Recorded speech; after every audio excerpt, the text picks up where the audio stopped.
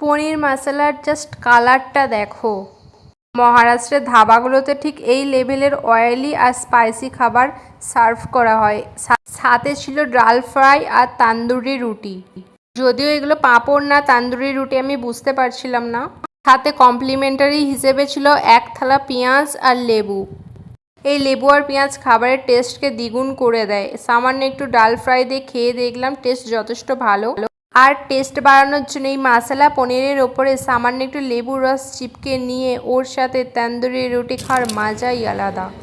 কি আওয়াজ শুনে মনে হলো না যে পাঁপড় ভাজা খাচ্ছি?